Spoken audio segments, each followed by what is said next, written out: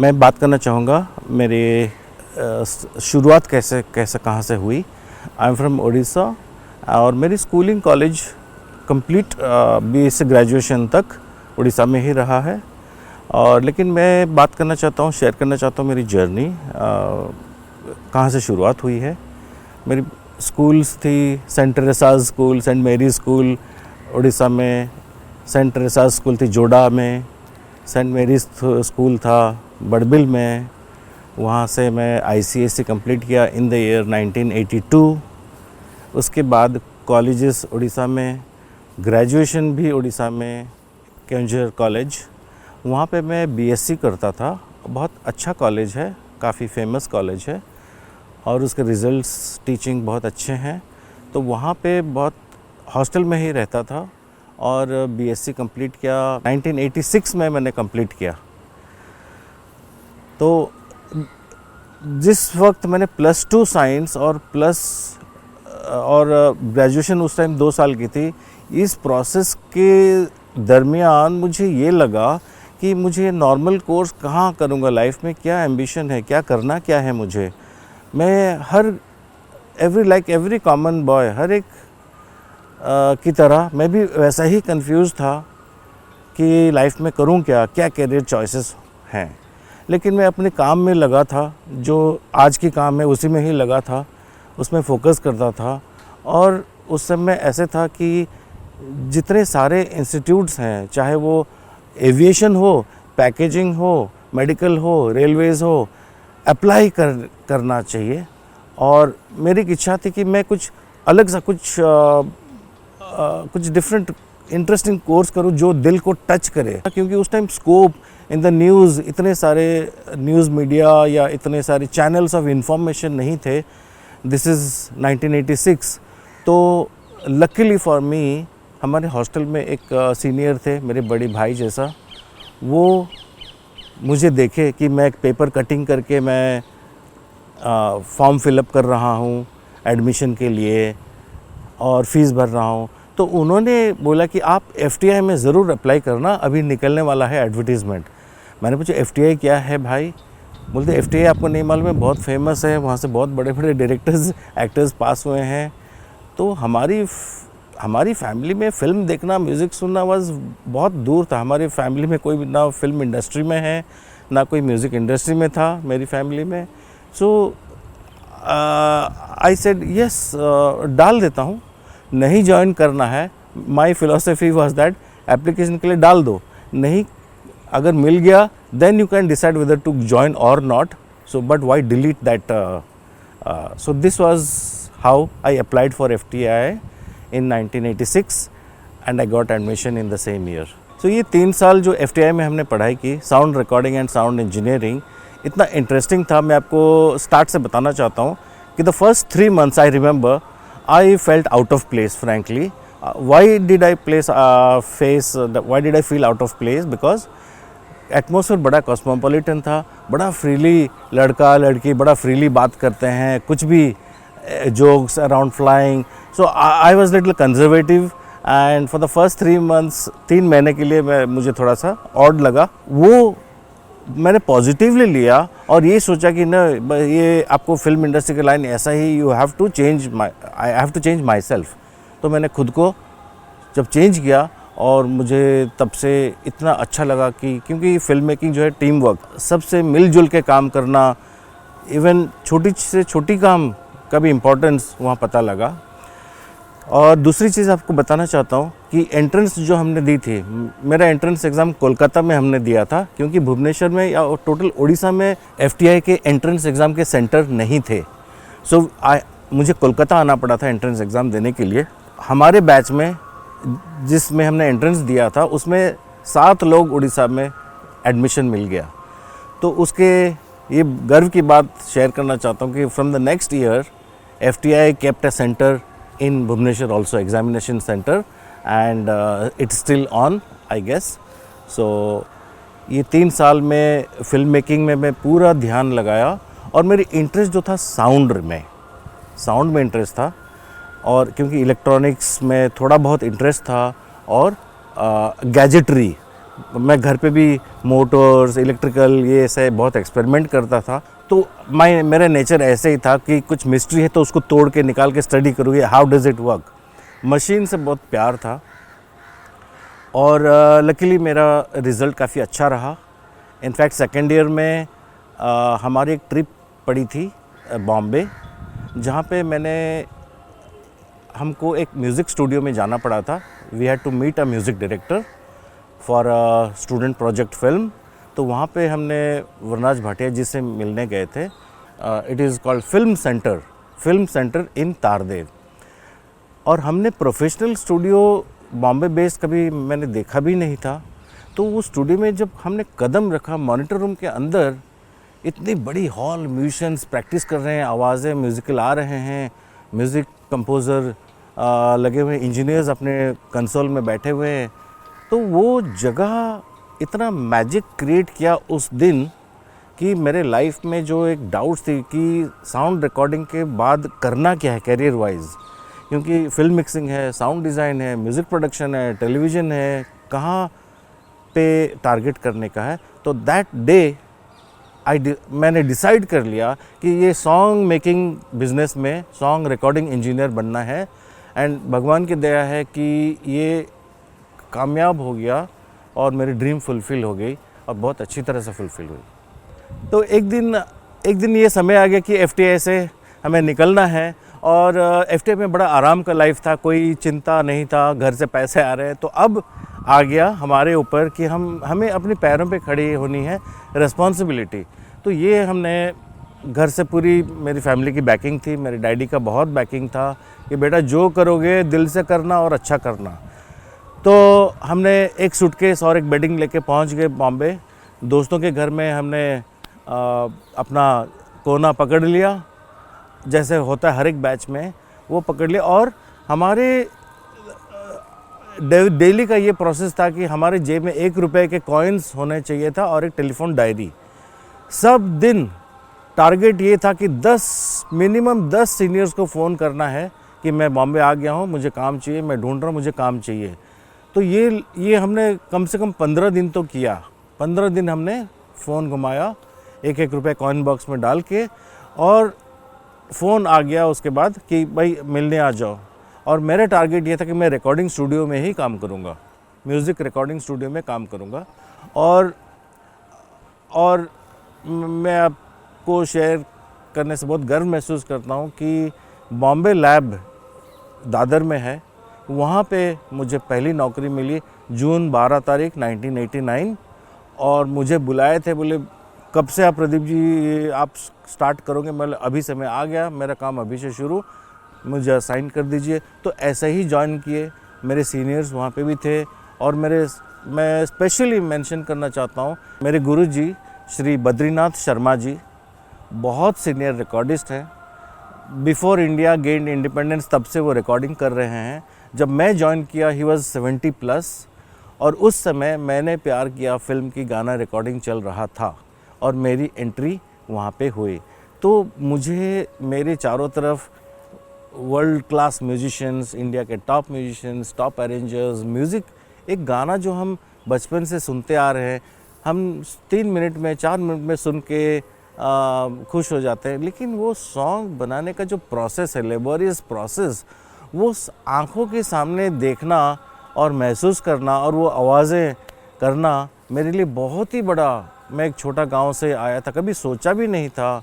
बचपन से रेडियो सुनता था, फिल्में साल में शायद 2 या 3 देखते थे। लेकिन ये मैं एकदम फिल्म इंडस्ट्री के एकदम मोस्ट इम्पॉर्टेंट स्टूडियो में हूँ और सारे एक्टर्स, प्रोड्यूसर्स सब आ रहे हैं। तो मेरी रिस्पॉन्सिबिलिटी ये रही कि मैं जहाँ पे हूँ मेरी काम में 100% करूँ और सब दिन कुछ ना कुछ सीखूँ। और वहाँ पे दूसरी बात मैं आज हमेशा याद रखूँगा कि वहाँ पे मुझे नौशाद साहब के साथ काम करने का मौका मिला। Of course I was the 4th assistant, मैं चौथा असिस्टेंट था। लेकिन सामने नौशाद जी बैठे हैं, म्यूजिशियंस रिकॉर्डिंग कर रहे हैं। ये 1989 की बात है। और ख़याम साहब जैसे सुपर सीनियर कंपोज़र्स वहाँ पे रिकॉर्डिंग कर रहे हैं। इलिया साहब वहाँ पे रिकॉर्डिंग किए। ये जो 6 महीना मैं वहाँ पे था, मेरे लिए वो मेरे एक फाउंडेशन बन गया और सब शर्मा जी के ब्लेसिंग्स के हिसाब से उनका ब्लेसिंग है, उनका एनकरेजमेंट था, तो वो आज भी मैं हमेशा उनको याद करता हूँ काम करते वक्त। बॉम्बे लैब ने जो मुझे ब्लेसिंग्स दिया है, वहाँ पे 6 महीने में जो ब्लेसिंग्स मिला, जो एक्सपीरियंस मिला, दैट विल स्टे, वो मेरे ज़िंदगी के साथ रह गया, एक एम्बेड हो गया। वो मेरा एक मेरा डीएनए वहाँ फॉर्मेट हो गया कि काम करने का यही स्टाइल है, फ़िलॉसफी यही है, जो शर्मा जी का थिंकिंग है, म्यूज़िक कैसा रिकॉर्ड किया जाता है, लिसनिंग स्किल्स, कान का अवेयरनेस और जजमेंट ऑफ साउंड, ये सब शर्मा जी का ही देन है। क्योंकि एफटीआई में हमने थियरी बहुत पढ़ा था, प्रैक्टिकल बहुत किया था, लेकिन बॉम्बे लैब में कान ट्रेन हुए, तो which is the most important factor. Now Bombay lab जो सिस्टम था 6 track recording only 35 millimetre tape पे। तो 89 के एंड में मेरे पास एक ऑफ़र आ गया, मेरे नाम धीरे धीरे स्प्रेड हो रहा था कि हाँ बच्चा अच्छा काम कर रहा है बॉम्बे लैब में। तो ऋषि कपूर साहब का एक स्टूडियो बना रहे थे पाली हिल में, उनके बंगलों के सामने, वहाँ से ऑफ़र किसी के थ्रू मेरे पास आया कि वो एक एफटीआई से नया बंदा ढूंढ रहे हैं, जो उन्होंने इंडिया का सबसे पहला डॉ इंपोर्ट किया हुआ है, डिजिटल ऑडियो वर्कस्टेशन, उसका नाम था AMS ऑडियोफाइल। सो मैं इतना लकी समझता हूँ कि जिस समय हमने डॉ का हमने स्टडी भी नहीं की थी, इंडिया में था भी नहीं, और उस चैलेंज में मैंने उसी दिन एक्सेप्ट किया और मैंने स्टूडियो इंस्टॉल किया, डिज़ाइन किया, और वहाँ पे बहुत सक्सेसफुली काफ़ी सारे फिल्म्स के काम किए। और मैंने सबसे पहला फीचर फिल्म वहाँ मिक्स किया मेरा अपना, बंजारन करके, बंजारन नाम है। और वैसे विश्वात्मा के साउंड इफ़ेक्ट्स 4 ट्रैक वहाँ पे किए, और घायल के 4 ट्रैक सराउंड इफ़ेक्ट्स वहाँ पे किए। ये सब with in the period of 90, 91, 92, इस 90 एंड 91 2 ईयर्स ये बहुत सारे फिल्म्स के काम किए। और वहाँ से एक्चुअली नाम बहुत स्प्रेड हो गया मेरा कि Pradeep Routray, since I was the only person working in the digital on a डॉ, and the whole of Mumbai industry is still working on the analog system. तो definitely कोई भी हो, मेरे सिवा कोई दूसरा भी हो तो उसका भी नाम पूरी इंडस्ट्री में फैल जाता है कि ये डिजिटल में कुछ जादू कर रहा है। ये जादू वर्ड में इसलिए बता रहा हूँ कि रमेश सिप्पी साहब, शोले के डायरेक्टर, जिनको मैं भगवान मानता हूँ, बचपन से शोले हर बच्चे का एक इमेज बना हुआ है। रमेश सिप्पी साहब के साथ मैंने काम करा था एक फिल्म में, पत्थर के फूल में रमेश सिप्पी साहब एग्जीक्यूटिव प्रोड्यूसर थे शायद। तो वो बाजू में बैठ के, उनको लगता था कि मैं कंप्यूटर में कुछ उंगली घुमा रहा हूँ, कुछ कमाल का साउंड हो रहा है, और जो काम इंडस्ट्री में टेप बेस्ड सिस्टम में 5 घंटे लगते हैं वो 5 मिनट में हो रहा है। तो उन्होंने मुझे शाबाशी देते थे कि प्रदीप तू मैजिशियन है।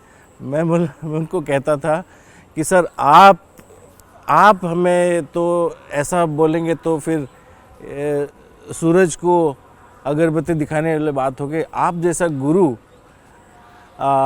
ये सच में मैं नहीं कर रहा हूँ, ये मशीन ही ऐसा बनाया हुआ है जो मैजिक दिखाता है, मैं सिर्फ ऑपरेट कर रहा हूँ। But yes, my contribution is listening and the practice. तो बहुत ही इंटरेस्टिंग था, और that was where I really think people started to notice कि my name, and I am very glad. मैं बहुत खुश हूँ कि बहुत अच्छे लोगों के साथ मैंने काम किया है। और मैं जब शर्मा जी को मैंने पहले दिन बताया था कि ऐसा ऐसा ऑफ़र आया है सर, वो बहुत खुशी हुए, बोले कि प्रदीप ये नया चीज़ है, फ्यूचर यही है, तुम जाओ। और उनका वर्ड्स मैं एग्जैक्टली शेयर करना चाहता हूँ कि प्रदीप, इंडस्ट्री में बहुत अच्छे लोग भी हैं और बहुत अच्छे लोग नहीं भी हैं, नेगेटिव लोग भी हैं। लकीली ये अच्छा एक दूसरा स्टार्टिंग था। उसके बाद दूसरा फेज़ है, तब तक गुलशन जी एक नया स्टूडियो बना रहे थे 92 में। वहाँ से भी ऑफ़र आ गया कि ये एशिया का सबसे बड़ा म्यूज़िक रिकॉर्डिंग स्टूडियो बना रहे हैं।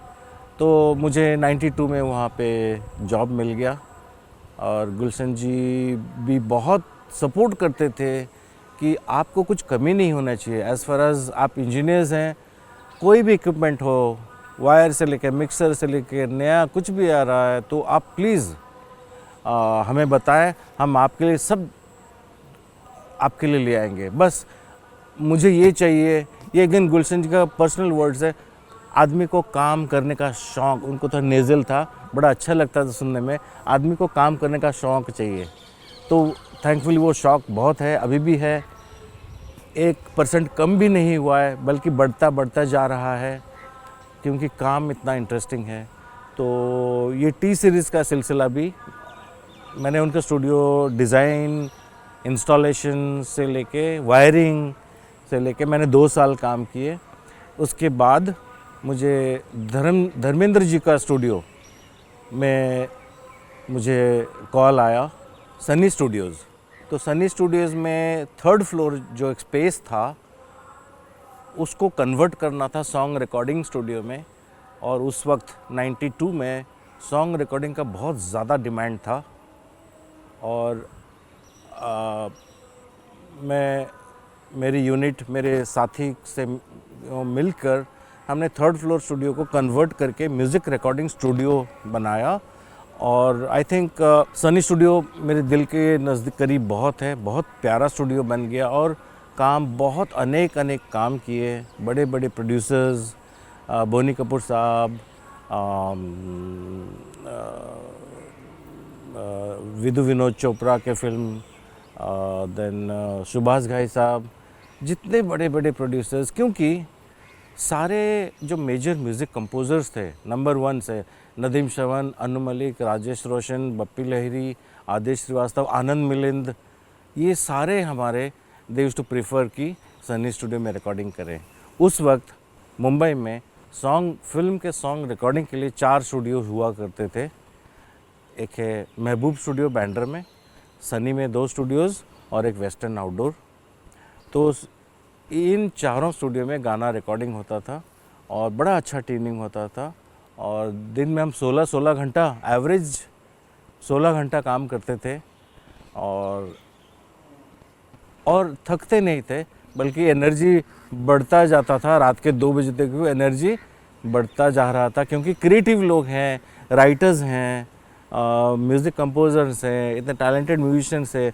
और मैं म्यूजिशियन नहीं हूँ, मुझे गाना भी नहीं आता, मैं कोई इंस्ट्रूमेंट बजा नहीं सकता हूँ, लेकिन एक म्यूज़िकलिटी है, तो दैट एनेबल्ड वो म्यूज़िकलिटी से ही रिकॉर्डिंग मैं करता था, क्योंकि मैं टेक्निकली बहुत शार्प भी था और चाहता था कि टेक्निकली कोई फॉल्ट ना हो। तो लोग खुश हो तो गए, जितने सिंगर्स हमेशा बोलते थे कि प्रदीप के स्टूडियो में वॉइस डबिंग करनी है, वॉइस बड़ा अच्छा होता है।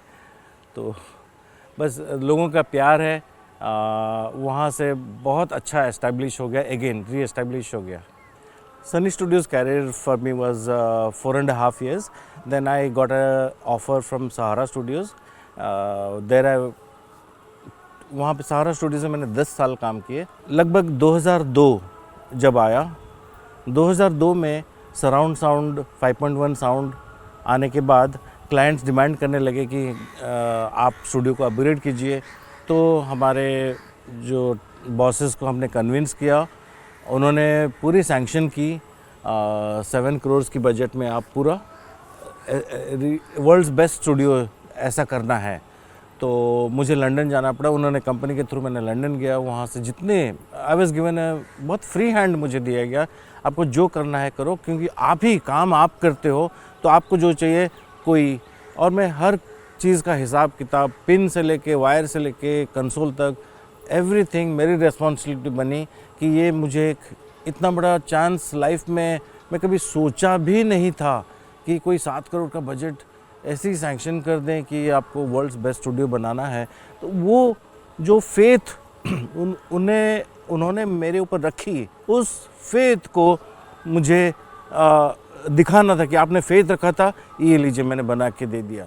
तो उस पीरियड में मुझे बहुत तकलीफ़ें उठानी पड़ी, लेकिन मैं चुपचाप अपने काम में बहुत मुझे फेस करनी पड़ी अटैक्स, लेकिन अब मैं फोकस रहा मेरी टारगेट एक थी कि बॉस ने मेरे ऊपर जो फेथ रखी है उस फेथ को मैं निभा पाऊँ और बीच में छोड़ूंगा नहीं।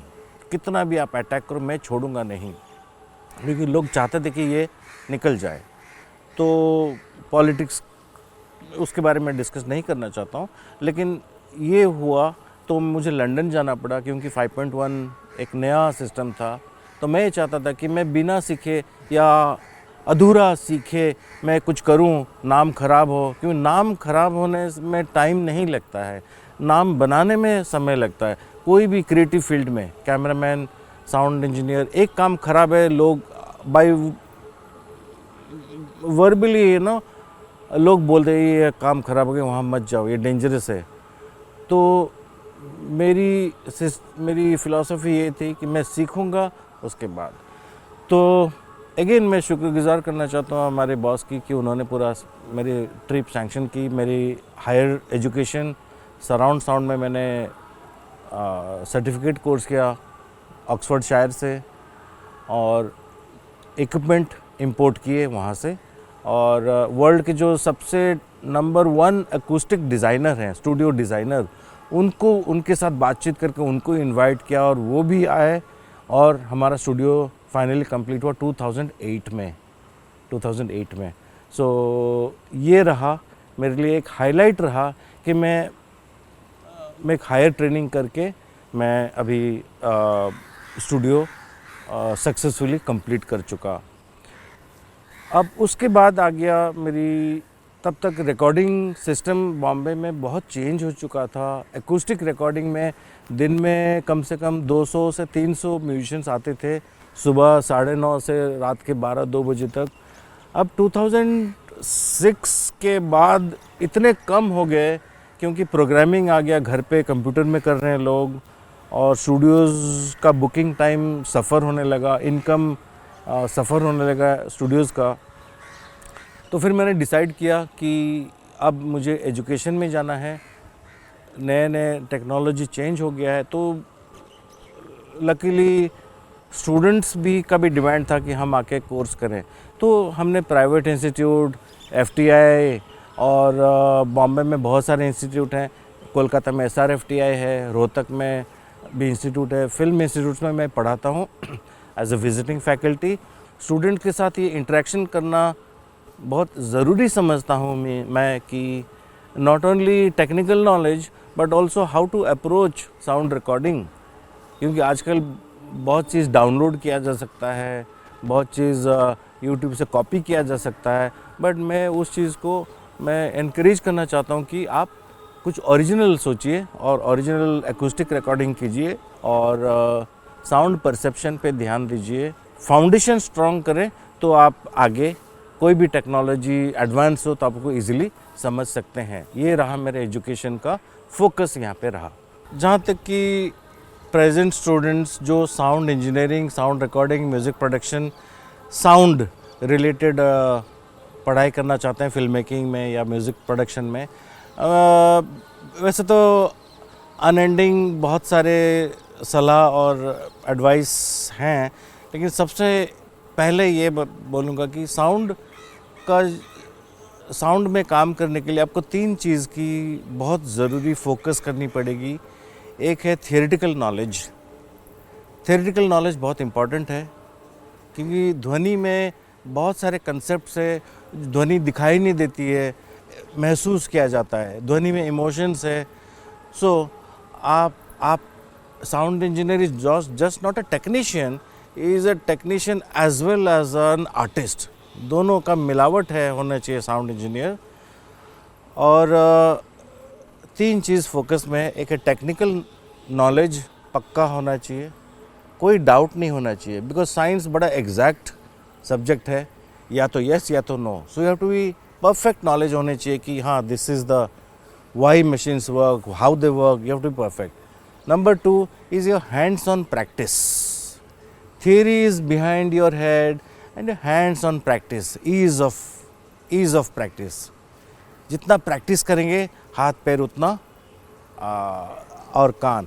Third is hearing keenness of hearing ability, judging whether this sound is okay or that is better. So these are the three things. Please remember: theory, practice and listening skills.